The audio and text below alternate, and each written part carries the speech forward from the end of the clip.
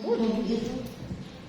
Untuk teman-teman PS itu yang pertama ketika memang dia udah dia nggak mau terbuka. Dia nggak mau terbuka, dan ketika memang ada juga teman-teman yang memang sudah terbuka tetapi ternyata malah dijauhin gitu loh. Terus malah ditinggalin juga sama pasangannya. Otomatis yang tadinya memang dia ibu rumah tangga ya, ada ya yang ibu rumah tangga, ketika dia tahu statusnya, padahal dia dapat dari suaminya, ditinggalin sama suaminya. Nah setelah ditinggalin sama suaminya, dia jatuh sakit, udah nggak bisa ngapa-ngapain. Anaknya bagaimana? Nah ketika kita menolong biasanya, ketika kita menolong itu jadi tantangannya apa ya? Ya udahlah Pak, katanya biarin aja. Pasrah, nggak mau istilahnya, ya udahlah katanya, udah nasib saya. Selalu seperti itu. Tapi kita coba, ayo Mbak itu kuat kok, Mbak bisa gitu. Karena banyak teman saya yang memang awalnya dia benar-benar jatuh terpuruk, tapi sekarang bisa badannya bagus lagi gitu kan, dia punya suami yang lebih baik gitu. Kita pasti pendekatannya benar-benar lebih lagi. itu tantangannya ya, ditolak ya. Ditolak. Kalau PSL, tantangannya apa sih? Tantangan paling lingkungan.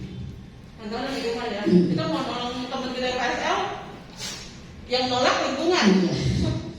Dan Bukan semua PSL. lingkungan rumah gitu. Dan pasangan juga ya kan.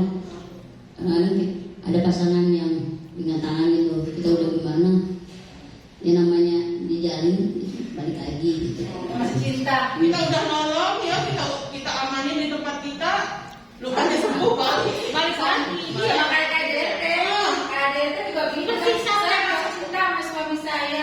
Nanti kalau suami saya laporin anak saya makan pakai apa? kita butuh pengorbanan. Buat makan ke cinta. Makan tuh ya. Makan. Oke. Kan itu sama ya? Apa tuh? Saya tadi sama tantangan. Apa sih ketika kita menolong korban kekerasan misalnya? Tantangannya yaitu biasanya si korban itu kan nggak mau cerita dulu, Tertutup ya. tutupin gitu kan. Tapi ketika timbul berita dari kepolisian mau nggak mau, ya kita juga tergantung disabilitasnya ya. Tergantung disabilitas. Disabilitasnya yang paling susah itu ya pendampingan untuk teman-teman tunarungu, karena memang harus ada interpreter yang benar-benar ahli untuk komunikasi, itu aja. Tapi kalau untuk tunanetra biasanya mereka juga agak lama beradaptasi dengan kita karena mereka takut gitu, takut. Tapi yang tunarungu harus ada interpreter. Sementara itu kan termasuk tenaga profesional ya. Iya, Ada nggak yang relawan interpreter? ada Oh ya. termasuk Biati. Oh iya. Termasuk Biati, kadang juga kalau aku yang disuruh juga ikut dampingin, ya aku ikut dampingin gitu. Dan misalnya udah di pengadilan gitu untuk ngasih semangat aja biasanya kalau udah di pengadilan ya gitu. Tapi kalau teman-teman tunanetra sendiri, ya itu kembali lagi Mbak, dia akan asing dengan suara dan nggak akan mau cerita kalau belum didengar gitu. Siapa wanginya beda gitu, dia udah tahu. Tapi Jadi kalau dia nggak kenal dia langsung nggak mau, dia langsung membuat kenyamanan diri sendiri. untuk diri gitu. Iya, jadi dia Itu aja sih tantangannya. Tapi ketika dia sudah kenal kita, dengan suara kita, udah kenal wangi bau kita, dia akan cerita banyak. Berarti kayak ada sekat juga ya. Berarti itu pendampingnya emang harus orang yang dekat sama dia ya, nggak bisa sembarang orang. Tapi persoalannya kalau orang dekat sama dia justru nggak mengerti proses pendampingnya, bagaimana tuh ya? Kayak kasus yang di Jogja waktu itu aku kesana, dia korban pelecehan korban lah gitu dengan kepala desanya. Tapi dia nggak mau cerita kalau memang dia belum kenal kita belum. Tapi untungnya dia udah ditangani sama teman-teman di sana gitu. Ya udah akhirnya karena si pelakunya juga nggak mau ngaku, ya masih kena SP dulu kan, maksudnya udah ditarik kasusnya karena memang si korbannya itu nggak berani gitu, nggak berani. Cuma waktu itu ada istrinya Pak Gubernur, bukan gubernur siapa yang jualan yang itu, dia dampingin terus, dampingin terus sampai selesai. Karena dia udah dengar suara ibu itu kan, jadi paham, oh ini orang baik gitu ya. aja. Aja nggak boleh.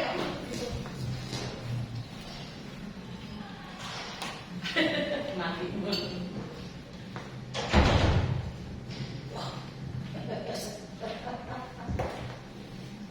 Ada nggak pernah nggak bantuin perempuan korban kekerasan, tapi dia apa ya, secara material miskin gitu, nggak punya kekuatan untuk membela dirinya sendiri. Kalau bantuin ya udah sering banget. Nah, ada tantangannya nggak? Udah sering banget, tantangannya juga banyak. Terakhir itu anak dari pemulung itu ketangkap di Kedoya. Ini anak sampai nangis. Emaknya juga bingung mau minta tolong ke siapa. Kebetulan kita lagi duduk di saung pinggir kali tempat bapak duduk saya. Datang deh ke saya. Bapak udah tolong dong anak kita ketangkep. Nah, kita bingung. Nih ketangkep ini kenapa? Justisi itu biasanya. Iya kan? Biasanya ada justisi itu. Air mata itu ibunya udah nangis deh. Terus saya nanya, ini masalahnya apaan? Kalau boleh tahu. Ya Allah, ini kakina kayak nggak mau bisa sendiri deh. Sampai kita lompat juga dulu. Dari kapan? Semalam. Takutnya karena apa? Jadi awalnya udah seperti kangen. ini Itu kumpul lelenya aja. belum diminum. Sampai Hati ya. itu anak di zona Aku nggak tadi juga aku masih masih makan. Dia kenanya dibawa di Kedoya. Tadinya mau dibawa ke Cipayung. Berhubung kita udah langsung ke sana nih, diberesin sama ibu. Nego cari tahu ininya, akhirnya perjanjian. Kalau seandainya anaknya kita kecil lagi, katanya mau dimasuk ke rehab. Buat anak ini biar anaknya nggak berkeliaran kemana-mana kan, nggak sendirian. Pakai uang. Tuh, masih udah 300 ribu Cipayung apa Kedoya sih? itu 500.000. Dulu dulu 300 sekarang. Tapi- 500.000. tapi kalau boleh tahu ketika aku menangani kasus penangkapan ya untuk teman PS, alhamdulillah nggak ngeluarin uang sepeserpun. Kalau kita bukan di PS nanti anaknya. Iya. Tapi biasanya PS, pengamen itu justisi ya? Justisi, iya. Justisi kan? Biasanya kalau ada pendampingan Kita juga dimintain kok memang mau Keluar kan? keluar dulu kan? naluri Mak. apa mau rambut kita udah kita pegang. Bapak minta neken ke saya 500.000. Bapak ngeliat anaknya kayak gimana Pak? Lihat anaknya, nih emaknya. Lihat aja profil emaknya kayak begini, pakai celana pendek, pakai sendal jepit juga ada belang-belang. Suruh gope untuk makan aja susah, pergi dari gope. Kita bilang begitu.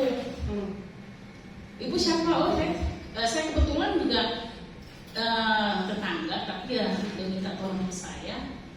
Akhirnya kita ngomong udah begini. Oke deh, gitu. Ini bisanya gini. Sekarang gini aja Pak, Bapak bebas dulu anak ini. Kita jangan kayak gitu juga lah Pak. Kita juga orang susah, Bapak kan tahu. Kita terpuruk udah lama banget Pak. Jangan kan duit gope, nyari duit. Jangan 50.000, untuk nyari 10.000 juga yang susah. Apalagi nih, gope untuk bayar apaan? Anak ini dia kuat. Oh, 500.000. Kayak admin gitu Mbak. admin. Tapi Kayak admin admin kenapa gitu, nggak tahu tapi ya? adminnya itu buat dia gitu, buat dia pribadi. Dia buat sebenarnya. Tuh, Apa admin ganti uang makan? kita berkelit juga berkelit, kita bukan orang bodoh. Kita Nah, aja itu ya. Situ nyusahin situ nyusahin orang susah, saya dekat orang Deksos, saya bilang gitu, saya bisa aja ngelakuin ini buat anak-anak yang kayak begini. Akhirnya udah deh, saya juga nggak mau urusan. Tapi anaknya jangan sekali-sekali begitu lagi, keluarga damai, nggak pakai duit akhirnya kan Ya bagus banget kalau pertanyaan kelihatan banget. Sekarang dari JRMK. Nah, tadi perempuan. Ini kalau JRMK kasusnya seperti itu dulu tahun berapa ya saya menangani itu? Kita tuh dulu ada lagi yang kemarin penangkapan, ada pegangan dan itu jam tahun 2000. Zaman ini nih, apa? Ahok. Zaman-zaman Sebelum Wajibowo. dia di bawah. Nah, zaman Pak Wajibowo itu dulu kita pernah sampai mau jebol. Doyan kita jebol berhasil. Nah kita berhasil jadi kalau aku cuma cari solusi ini, gimana kalau saya atau pendamping ada kekuatan untuk menembus wawasan atau kekuatan untuk menembus orang lain. Karena dulu aku pernah mengalami ini waktu Jarenka, ada satu CL yang menangani khusus untuk para penangkap. Jadi tidak pakai uang mendapat ibu, tidak pakai uang. Makanya saya bilang sekarang masih ada seperti itu, berarti kembali lagi ke zaman dahulu. Ini harus sebenarnya aku nggak tahu juga, aku baru tahu kali karena saya mikir gini, itu dia minta uang itu buat buat cek pribadi. Kadang-kadang pekerja PS juga kalau masuk dipakai sama mereka, Betul. sudah dipakai minta tebusan. Karena aturannya seperti itu, ya kan? Betul. Ah. Jangan di pantinya ketika di mobil aja dipakai sama 7 orang sampai agak-agak. Iya, mereka pakai lampu baru mereka masuk. udah ketipan. Kan banyak pengalaman ya. Karena itu kenapa dulu kita saking saya bilang Itu lapor, saya udah lapor, tapi saya batalkan karena saya masih cinta. Itu yang bikin stres. Sekarang ada kasus lagi, dia dipukulin sama suaminya. Tapi suaminya tahu kalau dia itu PS ya. Setiap pulang harus ngasih uang, makan, buat rokok, buat makan. Kalau nggak dapat uang ya itu disamperin di pangkalannya, dipukulin di situ. Nah, mulut bondolnya keluar semua. Sampai itu PS-nya meninggalkan suaminya demi kilir ya. Kalau orang KPI bilang kilir ya. Sampai sekarang dia ngontrak sama kilir. Saya bilang gimana itu kasusnya?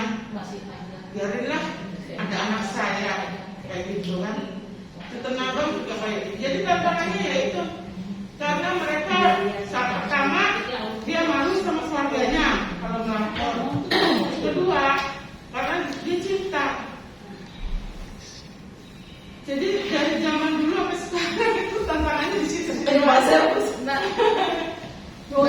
Boleh cerita nggak sedikit? Di Boker waktu saya udah beberapa kali ya menangani kasus kekerasan untuk PS, teman PS.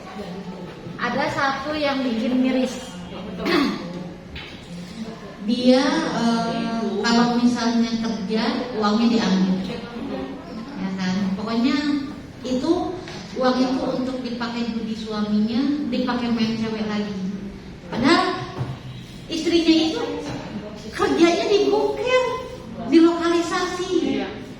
Kalau itu benar kata Mas, Membunuh suami kayak gitu bebas. sampai di apa namanya diludahin kalau misalnya sampai diomongin, pokoknya omongan anjing babi itu kebun binatang semua keluar. Terakhir dia dipukulin sampai babak belur, mukanya disiram pakai air keras. Si kuping sama ini udah nempel. Dia bilang, Kak tolongin, saya udah capek, saya nggak mau kayak begini lagi, saya nggak mau dapat kekerasan. Oke, saya dampingin dong. Setelah kita nyampe ke itu, udah lapor ke kepolisian. Apa bilang, Kak cabut aja, saya masih sayang, kasihan anak. Saya masih cinta, kamu cinta. Kan nyesek gitu loh. Iya benar. Itu aku sampai nangis lemes. Itu loh, itu badan kamu itu udah rusak. Iya. Kadang kita nggak bisa ngilangin ya. Iya. Satu sisi dia teraniaya, jadi kita perlindungan, minta badan hukum yang bisa melindungi. Betul. Tapi di satu sisi dia itu butuh figur yang bisa ngedampingin, yang melindungi, tapi dilindungi begitu. Jadi tapi balik lagi ke unsurnya, emang cinta itu mematahkan segalanya. Kalau untuk ada segimana cerita gitu. terbuka. Aduh. Nah, itu yang bikin miris sih. Ya, jadi tantangannya datang dari diri si korban ya. Iya. gitu ya. Kebanyakan dari Membuat korbannya. proses pendampingan terhambat ya. Betul. Mungkin gini, Mbak. Wawasan perempuan wawasan wanita di kampung itu memang agak karena saya pengalaman saya pernah dulu waktu belum masuk dari kualitas perempuan dengan LPH dan ini pengalaman sih gue. Dulu saya juga mungkin wanita itu masih wawasan mereka kurang luas untuk berontak untuk mengatakan tidak. Sistemnya itu yang menyapa. Karena kampung saya itu awal banget dengan gender. Makanya setelah ada koalisi perempuan, ada yang masuk, pengusaha pada tidak mungkin gara-gara ibu itu kawasan dan berani melawan. Jadi mereka bilang ini sekarang. Ya Allah, benar-benar. Sekarang ibu sudah berani karena pernah tetangga itu kulit. Jadi ibu semua kompak masuk ke rumah itu ngelaporin. Kalau ibu masih cinta, letaknya semua hidupmu babak pelur. Kalau lu nggak masih cinta, kita lapor. Jadi mana wawasan bikin. Mungkin untuk jangka panjangnya, dimana kalau tiap tahun itu ada wawasan tentang gender. Karena bisa karena pengalaman kamu rawa itu sekarang banyak CSR yang pintar. Banyak ibu yang bagus. Maksudnya gini, dia berani berbicara mengatakan tidak. Gitu. Sudah dari situ aku kayak saya tuh wawasan dari karena kalau tidak dia punya wawasan kita kan biasa saya buat cinta buat ini ya kita udah capek. kayaknya itu dia yang harus diungkap. Kayaknya ya perempuan wawasannya tidak luas bukan salah perempuannya ya. Salah perempuan bukan. Salah budayanya. Ada diadikan tetapi nggak bisa Ini hanya cerita aja di mana saya juga mendapatkan kekerasan dalam rumah tangga ya. Tapi alhamdulillah saya bisa ngambil keputusan bahwa saya disabilitas dan saya nggak mau teraniaya. Jadi pada saat saya mendapat kekerasan dalam rumah tangga dengan wajah lebam-lebam saya lapor polisi ya di antara anak perempuan saya. Di situ polisi menanyakan mau diapain kasusnya kan gitu kan. Tapi karena saya berpikir di sebelah ada anak perempuan saya langsung down gitu karena dia menyaksikan sendiri bagaimana saya dikasarin gitu ya. Saya pikir waktu itu kalau saya lanjutin anak-anak saya akan kehilangan kan gitu. Tapi kalau nggak saya lanjutin akhirnya berlanjut. Akhirnya saya cuma satu ke kantor polisi saya cuma bilang Pak, tolong saya dibuatkan surat pengantar untuk visum, ya visum aja. Tapi saya bayar sendiri, nggak dibayarin polisi. Saya diantar polisi ke rumah sakit, di visum dengan luka lebam-lebam. Saya berpikir gini, kalau saya lanjutin saya kesian anak. Waktu itu saya berpikir anak gitu. Tapi kok kalau nggak diginiin nanti saya malah berlanjut. Ya udah ini udah divisum dengan hasil yang memang udah kelihatan itu. Keluar dari rumah sakit saya niat Bismillahirrahmanirrahim kalau memang harus pisah saya siap. Alhamdulillah keputusan pengadilan pisah tapi tanpa nafkah anak. Di sini saya kalah. Sampai sekarang pun saya nggak dapat nafkah apa-apa. Mau menggugat kantornya juga saya kayaknya udah males ya itu berdebat sama orang yang kayak gini gitu. Padahal itu hak anak saya 4 loh Mbak. Nggak ada sedikit pun nafkah dari bapak itu, dari gaji bapak itu buat anak-anak. Alhamdulillahnya sampai sekarang saya masih bisa berdiri. Itu aja sih ya. Jadi untuk apa kita bertahan kalau memang kita udah sakit gitu? Buat apa gitu? Karena kan kita buat kekerasan itu kan kita yang rasain. Nah, tidak semua perempuan itu jadi yang mana saya berbalik lagi. Jadi saya punya pandangan bahwa resiko itu saya tanggung itu aja. Iya. Jadi teman-teman yang di belakang belum loh, 3 orang. Ayo, kita berbagi kesempatan dulu. Enggak, aku berbagi cerita. Iya. Berbagi cerita. Tantangan mendampingi Tidak perempuan. Dia 2 anak perempuan itu SMP. Dia kalau ngambek dari rumah dia pergi, gitu. Tidak ada yang tahu di rumah. 2 hari hilang tidak ada kabar. ternyata sudah dipotong-potong, maksudnya udah terbuka bajunya. Tapi didengar tetangganya orang Ambon yang bau. Itu seperti itu. Sampai ibunya itu kepikiran, sampai kayak stres gitu. Terus harus diperiksa untuk dibawa ke dokter. Akhirnya sampai meninggal, untuk ngurusnya susah karena suaminya juga kondisinya lagi sakit, dipulangin ke Lampung. Jadi dia saya juga membantu serba bingung karena harus pakai uang. Semuanya serba uang. Jadi saya di saat itu juga bingung dan orang tua sendiri juga dia bingung. Ini gimana ya untuk dipisu, bilang gitu kan. Kejadiannya di Jakarta atau? Di Jakarta Cipinang. Dia tidak punya identitas ya? Punya, dia masih sekolah. Itu karena suaminya sedang sakit, dipulangin ke rumah orang tuanya. Gitu. Terus dia punya ibu juga, ayah ibunya udah tua maksudnya. Nah dia mengurusi anaknya 2. Dan saat ini untuk bapaknya dia meninggal, akhirnya neneknya juga meninggal, dan teman saya sendiri juga meninggal. Akhirnya anak yang nomor 2 di pesantren, yang perempuan itu disekolahkan dengan dokternya, seperti itu. Tapi untuk masa depannya kita masih menemani dia untuk masih semangat. Dia tidak mau sekolah untuk yang formal, yang biasa sekolah yang formal dia nggak mau. Untuk ketemu orang banyak, seperti itu. Untuk mengatasinya bagaimana? Nah, kita obrolin bareng. Lanjut, siapa yang mau nanya? Kayaknya banyak Pak. Banyak Pak. Gimana?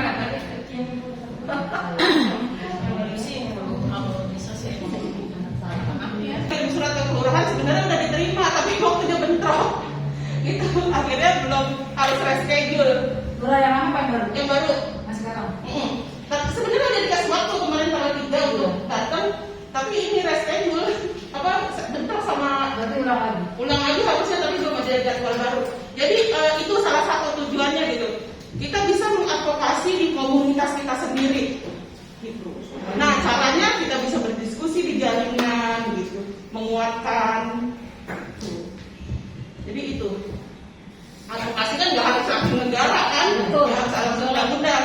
Kita kan komunitas. Iya, ada basic-basic gitu. Advokasi paling susah itu advokasi tentang RT. Nah, itu dia. Kalau RT mengerti tentang gerakan kita itu berapa, RT nggak ngerti tetap habis kita. Betul. Nggak ada. Karena pengalaman itu sama saya itu soal saya pengalaman kampung. Kalau RT-nya nggak setuju ngasih kita gerakan kita. Kayak gitu ya, RT dan warga. Jadi lobby dan advokasi harus dimulai dari tingkat paling bawah. Jadi itu tawaran saya berjejaring. Misalnya WA group, salah satu tujuannya yaitu gitu, membangun komunikasi antar jaringan, juga bisa saling bertukar pendapat dan masukan. Itu kalau disetujui sebagai rencana tindak lanjut. Gitu. Kalau nggak disetujui berarti cari cara lain ya. Bagaimana sih kita mau melakukan apa gitu? Apa pertemuan rutin aja, nggak usah WA group. Pertemuan rutin juga harus disepakati untuk waktunya. Biasanya kan dia main untuk ini saya kan belum pernah punya pengalaman untuk menambah masalah ke P2. Itu caranya gimana sih? Nah, itu yang mau kita pelajarin besok di sana langsung. Enggak, itu kan ada juga tuh pengalaman di tempat kami saya di Menteng Atas. Jadi ada penjualan anak gitu, anak SMP.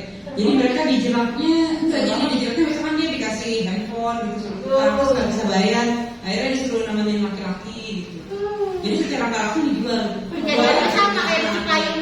Tapi setelah ibunya programnya melapor ke polisi, kayaknya kasusnya udah aja nggak dilanjutin gitu. Kira-kira apa yang terjadi di kantor polisi itu? Kan ditanya, suka sama suka nggak? Iya. Jadi masyarakat jadi habis gitu. Saya suka mati deh kita. Itu kalau di P2 TP2A itu gimana tuh? Apa udah ada contoh misalkan kasusnya akhirnya selesai gitu? Ada nggak kira-kira? Kalau selesai atau tidak saya juga tidak tahu ya. Tidak tahu, tapi prosesnya pastinya kita harus datang terlebih dahulu dengan si korban. Kemudian ada proses konseling dan mediasi. Biasanya akan ada tawaran ini mau diproses sekarang, enggak gitu. Iya. Itu secara singkatnya yang saya tahu ya. Tapi berhubung nggak tahu secara detail gitu. Nggak mau izin Pak. Jadi nggak langsung selesai Ya, di maaf TP2 TP2A. Kebetulan saya sebagai pelapor. Jadi di SMP ya maaf jadi ikutan di apa di SMP 57 di daerah Menteng Atas, daerah Alumun itu ada 3 SMP. Yang satu SMP 57 itu mengeluarkan 12 siswanya. Kemudian Asapia 3, SMP 67 ada hampir 20-an anak SMP kelas 1, hampir kelas 1.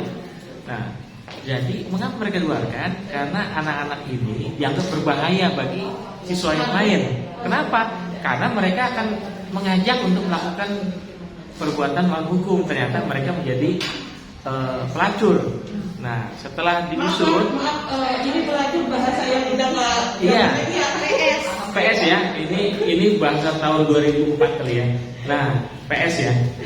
Ternyata sumbernya dari tempat usaha jual jus ya, oknum ya, namanya Arum. Itu dimuat di majalah Tempo, rame waktu itu ya di media. Jadi modusnya itu dia tempat orang jual jus, tempat orang kan tempat kumpul tuh. Nah itu mereka ditawarin handphone dan sebagainya. Nah ketika mereka nggak bisa bayar, ditakut-takutin. Nanti saya tagih ya ke orang tua, takut. Nah kemudian dia, ini Mbak Arum angka ini deh, angka pelunas deh. Asal kamu mau ikut Mbak lah. Akhirnya diumpanin sama Nah luar biasanya lagi, ini anak SMP kelas 1 ya, ketika dia kehilangan keperawanannya, itu beda dengan usia-usia yang lebih di atasnya gitu. Beda dalam hal. Jadi penyesalannya tuh seperti nggak ada gitu. Nah, dan itu menjalar ke anak-anak yang lain. Nah, singkat cerita, ketika ini dilaporkan, bayangin ya, kita laporkan ke Mabes Polri, bukan lagi Polda. Langsung yang turun itu langsung perwira di bawah perintah saat itu Brigjen Arianto Sutadi. Bayangin Brigjen. Nah, ketika itu dilaporkan, kemudian dilakukan semacam ini ya, pelaporan, kemudian di BAP, lalu dipancinglah nih para umumnya ini oleh para germo-germo yang sudah ditangkap. Ya, dipancing, akhirnya ketangkaplah semua nih. Jadi pemakainya ditangkap, germonya ditangkap. Nah, setelah itu ya rame. Lalu kemudian tahu-tahu orang tua korban yang sudah melapor, tahu-tahu dikumpulin sama polisi dan beserta dengan itu. Supaya apa? Supaya mencabut laporan.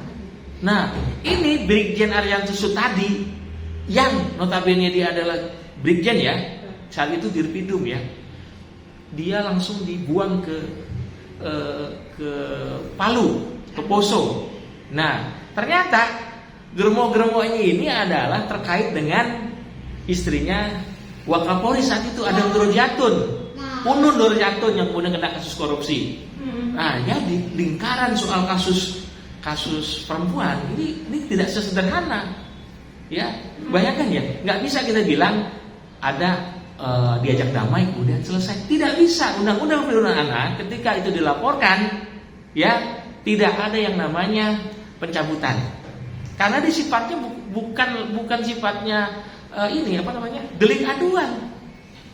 Seperti kasus orang dibunuh, nggak bisa nih saya cabutnya laporan saya.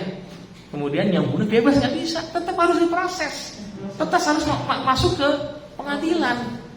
Termasuk umumnya juga gitu. Jadi saya kebetulan lama di Kompolnas, jadi mempelajari bagaimana bobroknya kepolisian di Indonesia, sehingga menyebabkan itu masyarakat jadi biasa-biasa tuh mau lapor polisi udah apatis gitu, udah males. Ya, ketidakpercayaan itulah yang membuat masyarakat ketika ada masalah, anak perempuannya kena narkoba, anak perempuannya kena dalam masalah hukum, itu udah nggak peduli gitu. Dan itu coba nanti tadi barusan saya kirim, itu masih terekam ya, rekam digitalnya di majalah Tempo, judulnya Nestapa dari Menteng Atas. Luar biasanya masyarakat di situ, RT RW di situ yang harusnya melakukan pembelaan terhadap warganya, bukannya menolong atau berhadapan dengan para germo-germo ini yang ada di, kan mereka merasa aman aja germonya. Tapi karena yang diangkat ini adalah nestapa dari Menteng Atas, dia merasa waduh darah gue jadi jelek nih. Jadi harusnya kan pembelaan nih. Jadi memang di sini banyak yang harus diadvokasi, yang harus diberikan penyadaran gitu. Tapi terakhir yang saya katakan, semakin kemari setelah 2004 setelah kasus itu semakin banyak kasus dan semuanya itu berakhir tanpa ada upaya penegakan hukum. Dan padahal sejak tahun 2002 ya, sejak tahun 2002 apa ya, itu undang-undang perlindungan anak itu harusnya sudah bisa ditegakkan. Ini kasusnya kasus tahun 2004 2005 gitu. Jadi mungkin itu aja Mbak, maaf nih jadi ketua umum nih. Terima kasih. Nyambung dengan pertanyaan kita mau ngapain gitu kan? Iya nggak boleh tetap polisi harus proses. Terima kasih. Kekuatan, ya kan? Jumlah. Ya, salah satunya jumlah ya. Salah duanya pengetahuan tentang hubungan. Oke, gitu. Jadi merasa kebal hukum ya, karena merasa punya kekuasaan. Itu kan sebenarnya perasaan kebal hukum kan dari germo-germonya. Jadinya bisa membungkam. Karena germo-germonya backing sama orang-orang Dan yang gila. masih dialami masyarakat kita ya belum paham ya, Iya. paham bahwa ini kasus kekerasan. Dianggap tabu. Dianggap tabu. Itu kan Membongkar bahwa perempuan misalnya perempuan korban perkosaan gitu ya, membongkar itu saja kayaknya tabu ya. Abi gitu yang kait. Iya, dianggap aib udah kamu ikhlas aja katanya, padahal itu harus diselesaikan. Iya. Sampai ada korban-korban berikutnya kan. Ya korban anak-anak sama pedagang-pedagang mainan itu kan banyak kan. Pedofil ya. Pedofil ya, itu juga Itu banyak ya. Padahal kita udah punya Gak usah undang-undang dilaporin. Ya anaknya belum besok lagi ada besok lagi ada sekarang. menjadi trauma loh sebenarnya buat si korban kan. Iya. Makanya itu tadi saya Jadi bilang on. Kalau boleh ngomong, teman-teman PS itu banyak juga yang jadi korban trafficking ya sebenarnya. Jadi ketika memang dia masih muda dan masih dia diajak diiming-imingi kerja sebenarnya, diiming-imingi untuk kerja, ayo kerja ini, ternyata setelah sampai ke tempat kerjaannya itu bukan kerja yang memang benar-benar kerja, tapi dipermak jadi PS. Itu kejadian sama saya beberapa puluh tahun lalu. sebenarnya ini penyintas juga loh. Gitu. Dan jarang-jarang ya ada penyintas yang bisa mulai cerita ya. Jadi bagaimana teman-teman? Kita cuma sampai jam 5 di sini. Yang mending itu aja Mbak, di grup aja. Gitu Mbak. ya, jadi diskusi berlanjut di WA group ya. Kita harus bikin apa gitu. Ini loh kita harus punya kekuatan, kita punya grup untuk pencegahan kekerasan berbasis gender dan seksual. Advokasinya ya nanti kalau karena kita ada di Jakarta ya di kata daerah, di Perda salah satunya bisa bisa melakukan advokasi perubahan perda atau mengusulkan perda-perda yang kita butuhkan gitu berkaitan. Oke, teman-teman udah sampai di akhir. Terima kasih atas waktunya dari siang tadi sampai hari ini. Kesimpulannya adalah kita sudah bisa mengidentifikasi apa sih kekerasan berbasis gender itu, kemudian bentuk-bentuknya juga, kemudian apa sih sudah mulai bisa mengungkapkan tantangan, terus apa yang bisa kita lakukan sampai pada kita sepakat untuk tetap berkomunikasi dalam grup ya. Mudah-mudahan kita panjang umur grupnya. Amin. Karena kebanyakan WA grup kan gitu. Langsung pas. Aktanya nggak kuat. Gitu. Jadi nanti ada kabar apa saya bisa informasikan. Sampai di sini ada yang mau ditanyain? Saya bilang, Iya. materinya boleh dikirim. Materinya cuma sesingkat ini karena ini ramalan. Gampang buat itu buat nanti apa namanya laporan ke. Boleh. Tapi ini cuma rangkuman dari tadi ya. Yang penting aku udah ngikutin jadi aku paham. Oke. Ada Kalau- lagi yang mau ditanyain nggak? Kalau diizinkan diupload nanti kalau ada yang mau nonton bisa lihat di YouTube. Oh iya diupload aja, tapi tidak spesifik disabilitas ya. Iya. Dari KPI masih. Ini apa? untuk kelompok masyarakat marginal. Kita pakai judul atasnya aja yang ada. Ini di boleh situ. boleh di Iya. judulin. Siap.